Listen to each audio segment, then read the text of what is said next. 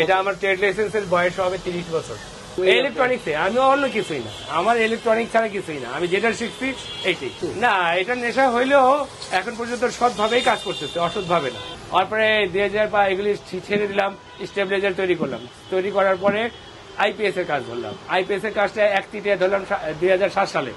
7 সালে করলাম 1 চিটিয়া করার পরে এই পর্যন্ত এই আসছি, এই আর কিছু না। আমার নাম মোহাম্মদ মাইনুদ্দিন, আমার বয়স এখন 48 চলতেছে। আমার 1977 জন্ম। আমার বাড়ি পিডিআর 1 নম্বর গেট। আমি 88 থেকে করছি। আমি শুরু করছি, আমাদের এলাকাটা ভালো না, পরিবার কলোনি এবং আমাদের বিডিআর 1 নম্বর গেটের লোকজন নেশা পানি করে, যার ফলে আমার নানা নানি যারা আছে ওরা স্থানীয় লালবাগের। তো ওরা বলতেছে তোমাকে আমি এখানে রাখবো না, অন্য জায়গায় স্কুলে ভর্তি করাবো। এই ভর্তি কথা বলে আমাকে পাঠায় ময়মনসিং। আমার মামাতো ভাই ছিল ওইখানে সেও ছিল 3 মাস। তার সাথে আমি এই যে 7 দিন কোর্স করার পরে আমার কাছে ভালো লাগে না, 10 দিনের দিন আমি ব্যাক করে চলে আসছি। মামা আমার কাছে ভালো লাগে না, আমি চলে আসলাম। সে আবার 3 মাস পরে আবার চলে আসলো। আসার পরে তার থেকে বেসিক জিনিসগুলি শিখলাম, হাতে বানানো কিছু শিখলাম, ট্রানজিস্টার কি জিনিস, আইসি কি জিনিস, রেজিস্ট্যান্সের কালার কি জিনিস, ক্যাপাসিটার কত মান কত ভ্যালু, এই সমস্ত কাজ শিখলাম। শিখার পরে আস্তে আস্তে রিপেয়ার কাজগুলি দেখতাম। আমাকে বললো তুমি নিজে এইটা তৈরি করো, কপি করো দেখে দেখে। এই করতে করতে আমার কপি করা দেখে করতে এই অভ্যাস হয়ে যাওয়ার পরে আমি তখন ওইখান থেকে আবার কাটাবনে আসি। কাটাবনে এসে এখান থেকে আমি নুরুল হক মার্কেট, পাটুয়াটুলি, ইউনাইটেড ট্রেডার্স এবং আলামিন ট্রেডার্স, এই 2টা দোকানে আমি মাল এমপ্লিফায়ার বানায় দিতাম, সাউন্ড বক্স বানায় দিতাম। তখন ওইখান থেকে আর কি দিয়ে তারপর আবার এখানে লোকাল কিছু লোক আছিল, ঢাকা ইউনিভার্সিটির পোলাপানরা ছিল, বাইরের হাতিপুলের ছিল, কলাবাগানের কিছু ছিল, আমাদের এলাকার কিছু ছিল, অন্যান্য জায়গা থেকে সব ধরনের পোলাপান এসে রাস্তা দিয়ে যাইতো, গান শুনতো, অ্যাম্পলিফায়ার অর্ডার দিত, আর আমরা অ্যাম্পলিফায়ার বানাইতাম। অ্যাম্পলিফায়ার থেকে বানাইলাম ইকুয়ালাইজার থেকে বানাইলাম অ্যানালাইজার। তখন বড় বড় অ্যাম্পলিফায়ার বানানো এই এক নামে পরিচিত হলো ঢাকা ইলেকট্রনিক্স। এই করলাম দীর্ঘ অনেক বছর। অ্যাম্পলিফায়ার পর্যন্ত অ্যাম্পলিফায়ারই, ইকুয়ালাইজার, তারপরে অ্যানালাইজার, এটা একটা জিনিস আছে টুইনিং করার, মানে সাউন্ড সিস্টেমের কোয়ালিটিটা কিভাবে করতে হয়। তখন এসটিক অ্যাম্পলিফায়ার তৈরি করতাম। তো এগুলি মিরপুর থেকে পোলাপান আসতো। তখন সিলিকন ভ্যালি ছিল, সিসকন ছিল, তারাও ছিল, বানাইতো, তা আমরাও বানাইতাম। তা ওদের দেখা দেখি আমাদেরটাও নিয়ে যেত। তারপরে এটা করার পরে 2007 সালে পর্যন্ত গাড়ির সেটের কাজ করলাম। ওইগুলি কমাই দিলাম, গাড়ির সেটের কাজ করলাম। গাড়ির সেট রিপেয়ার করছি। গাড়ির সাবউফার আছে, এই যে সাবউফার ওই যে পাইওনিয়ার লেখা আছে, এগুলি গাড়িতে ফিট করছি। তারপরে গাড়ির অ্যাম্পলিফায়ার যে এখানে আছে কতগুলি, এই যে এখানে আছে গাড়ির সেট, এগুলো রিপেয়ার করছি। এই যে গাড়ির সেট আছে। তারপরে সাধারণ সিডি প্লেয়ারের সাথে কিভাবে মডিফাই করতে হয়। আগে মানুষের সিডির অনেক দাম, একটা সিডির দাম ছিল, টাকার মূল্য ছিল। তখন এই যে লোকাল এই আসুস সিডি প্লেয়ার দিয়ে গাড়ি সেট দিয়ে মডিফাই করছি। এই যে এরকম মডিফাই করতাম। এটা করতাম বহু বছর আগে, আজকে না, বহু বছর আগে। এটা 2000 অনেক আগে, প্রায় 4-5 এরকম হবে। স্টেবিলাইজার তৈরি করলাম। তৈরি করার পরে আইপিএস এর কাজ ধরলাম। আইপিএস এর কাজটা 1 চিটিয়া ধরলাম 2007 সালে। 7 সালে করলাম 1 চিটিয়া করার পরে এই পর্যন্ত এই আসছি, এই আর কিছু। এখানে পুরাতন যেগুলি দেখতেছেন, এখানে আছে অ্যাস্টেকের, এই যে এটা হইতেছে বহু আগে, এটা জাপানি, অরিজিনাল জাপানি অ্যাস্টেক। এগুলি জাপানি অ্যাস্টেক, এগুলি লোকাল না, জাপানি অ্যাস্টেকের মাল। পিছনের এক হইতেছে স্থানীয় অ্যাম্পলিফায়ার, ওইটা হইলে 3.1। আর ওইটা ক্যাসেট ডেক, ওইটা শুধু ক্যাসেট প্লেয়ার। ওই যে স্পিকারটার নিচে ওইটা ক্যাসেট ডেক, আর এগুলি ক্যাসেট ডেক, এগুলি ওই ফিতাওয়ালা ক্যাসেট ডেক, আর অরিজিনাল ডেক ওইখানেও ছিল। তারপরে আরো আছে, এখানেও আছে, দেখেন এটা 1,80,000 টাকা হইতেছে 1985 সালে কেনা। এই যে পাইওনিয়ার, এই যেটা 1,85,000 টাকা তখনকার দিনের কেনা। এটা কাস্টম দিয়ে, আর অনেক কিছুই তৈরি করছি, দিয়ে দিছি। আনকমন জিনিস, পাওয়ার সাপ্লাই হবে যাবে, আনকমন কোন জিনিস তৈরি করতে পারলে করে দিয়ে নালে না। এখন আমি নিজেই ডায়াবেটিসে বুঝতেছি, 39 বছর ধরে, ছোট থেকে আমার একটা অসুস্থ, আমার ডায়াবেটিস ছিল, আমি জানি না, 2017 সালে ধরা পড়ছে বেশি। তো ওই সিমটমটা দেখা গেল যে আমার ছোট থেকে হয়েছে, হাইপো হয়ে গেত, ক্লাস 4 থাকতে 3 থাকতে থেকে হাইপো। এগুলি আইপিএস তো সেল দিয়ে দিচ্ছি আপনাকে, আইপিএস দেখাতে পারতেছে না। এগুলি আমার নিজের হাতের বানানো, আমার এগুলি সব নিজের হাতের বানানো। আরো অনেক আছে, ওইখানেও আছে, ওই যে ওটা আমার মামাতো ভাইয়ের কোম্পানি। অনেক পুরাতন কি আছে আপনার কাছে সংগ্রহে? আমার পুরাতনের মধ্যে ওইগুলি, এই যে পুরাতনের মধ্যে এই যে অরিজিনাল বিদেশি, এটা সবচেয়ে পুরাতন, এগুলি পুরাতন। আমার কাছে এলডি প্লেয়ার ছিল, এলডি প্লেয়ার নাই, অনেক কিছুই নিয়ে গেছে মানুষ। ট্রাঙ্ক টেবিল, এই যে এই যে ট্রাঙ্ক টেবিল রেকর্ড প্লেয়ার, এই যে যেটা ওই যে সনি রেকর্ড প্লেয়ার, ওই দেখেন এই যে প্লাস্টিকের ব্যাগগুলি দেখতেছেন যে তখন থেকে টুনটা এরকম পুরাতন জিনিস, এগুলো তো এখন আর কাজে লাগতেছে না। না কাজে লাগে, না লেগে যায়, অনেক সময় কাজে লাগে। কিরকম কাজে লাগে? কাজে লাগে, অনেকের অনেক শখ এটা লাগবে, তার কাছে পাচ্ছে না, ভাই আমাদের আছে, আমার থেকে হ্যাঁ আছে, এই দিয়ে দিই অল্টারনেট, এই যে তোমার এই পাঁচটা লাগবে, এই যে পাঁচটা খুলে দিয়ে দিলাম।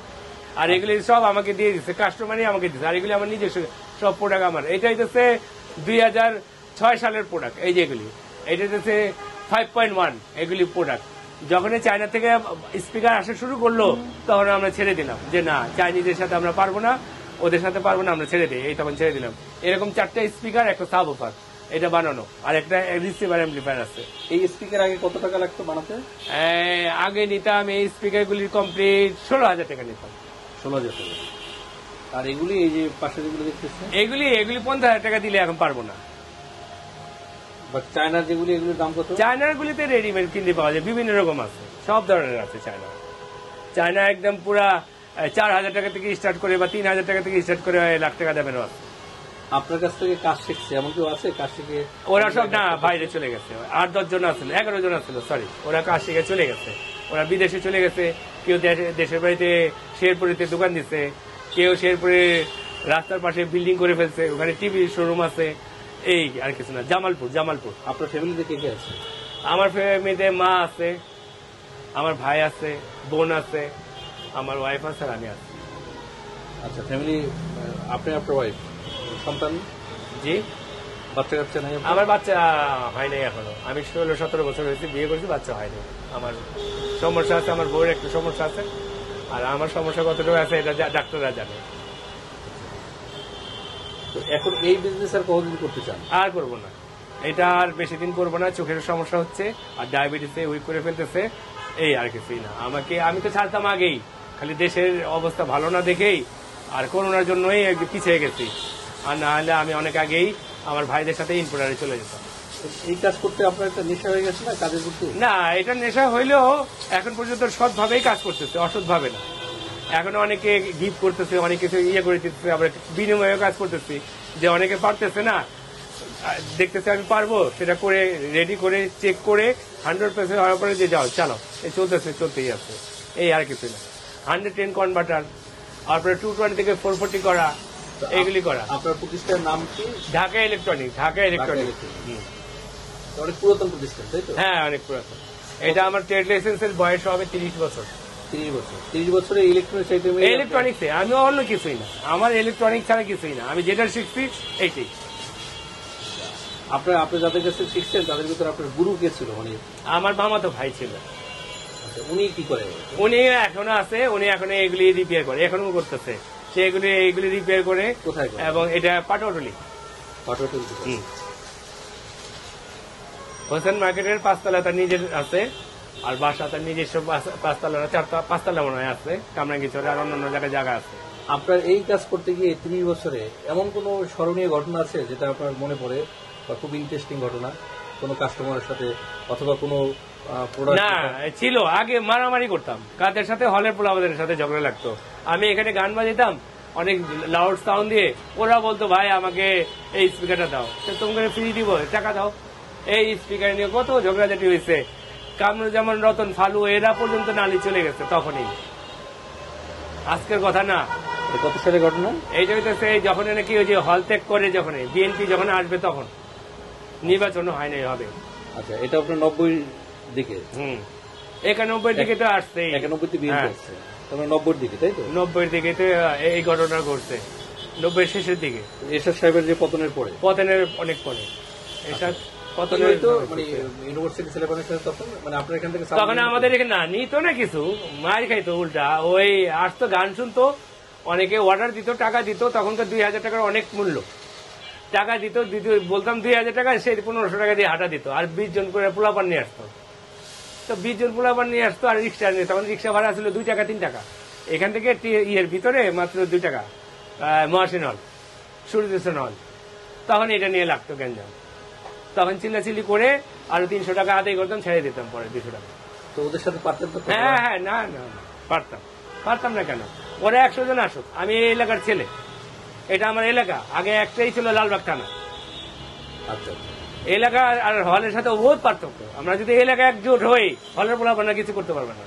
আপনার জন্ম এখানে? আমার জন্ম এখানে 46/1 গণেকলি লেন, পিলখানা। আর আমার নানার বাড়িতে আছে এই যে লালবাগ, এই আজিমপুরে, এখানে সব আমার আত্মীয় স্বজন। আচ্ছা, সব একদম নিজস্ব আর কি। আর এই হাতিরপুল বলেন, এলিফেন্টের পিছনে বলেন, সব আমার নিজস্ব এলাকা। আর এখানে দুইটা লোক ডাক দিলে পুরো মহল্লার মানুষ এসে বলবে, নতুন না পুরাতন যারা আছে। আর পুরাতন লোক অনেকে চলে গেছে, আমেরিকায় চলে গেছে, কেউ বাড়ি বিক্রি করে ফেলছে, অনেকে অনেক, আমার বয়স যাই আছে না কেন, আমি যে টাইমে আসছিলাম এখন ওই ছেলেগুলি নাই। কেউ পাইলট হয়ে গেছে, যে বিমান চালায়, যার যার সংসার নিয়ে আসে, এখন ওরা কেউ আর আসে না। এই আর কিছু না। আপনাকে অনেক ধন্যবাদ। ওকে, আসসালামু আলাইকুম।